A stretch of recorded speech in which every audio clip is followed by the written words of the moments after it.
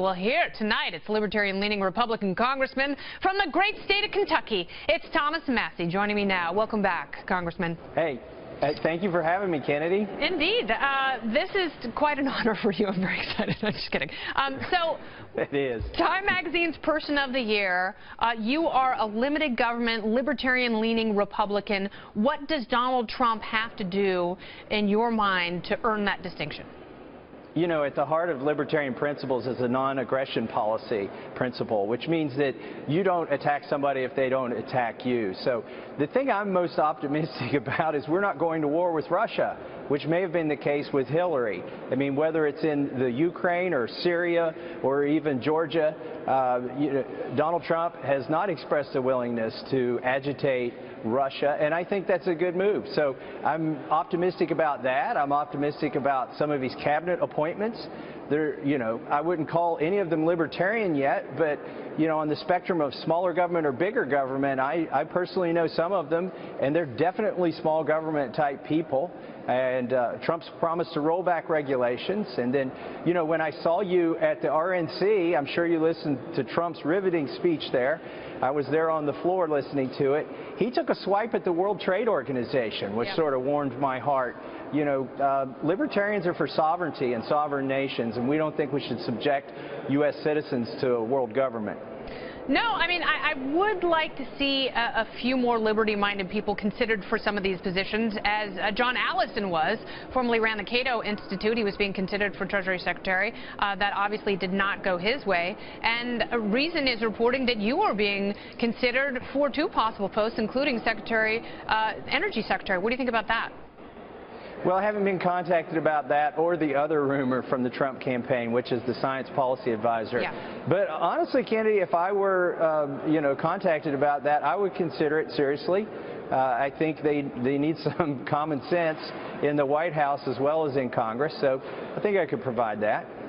Yeah, I think you could too. I would love to see a voice like yours in that administration. I know that they are filling some of those posts rapidly, and one of the things that is something we're all going to be watching is the meeting next week with tech titans who have been invited to Trump Tower for a meeting with the president-elect. Now, if you were, in fact, a science and technology policy advisor, what would you tell Donald Trump to ask some of the people from Silicon Valley who were pretty much disinterested in a successful campaign of his? Well, I don't know what he needs to ask them. I think they're sort of coming hat in hand because none of them were for him. In fact, I think some of them worked on Hillary's campaign. There's more to tech than just Silicon Valley.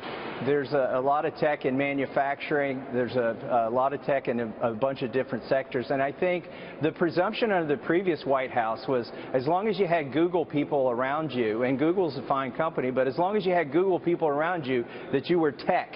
And that's not necessarily true. There's a lot more to technology than just a few companies on the West Coast. All right, so where do you stand? Should the government force tech companies to comply with some of their orders, particularly when it comes to certain types of speech on social media platforms?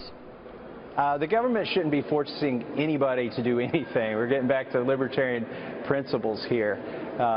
But one issue that's come up in Congress is the subject of intellectual property, and that's debated among libertarians whether there should be patents or not. Yeah. And I hold 29 patents, and I'm one of those libertarians that says they're property rights. Patents are property rights, and that's what makes this country better than other countries, is we honor property rights. So you got some the companies on the West Coast that aren't keen on patents, and I think that's going to be an interesting thing to see where Donald Trump comes down on that. All right. Well, we will be keeping an eye on you and, see if you, in fact, do get the nod to go to Trump Tower if you do swing by here in person. Okay, Congressman?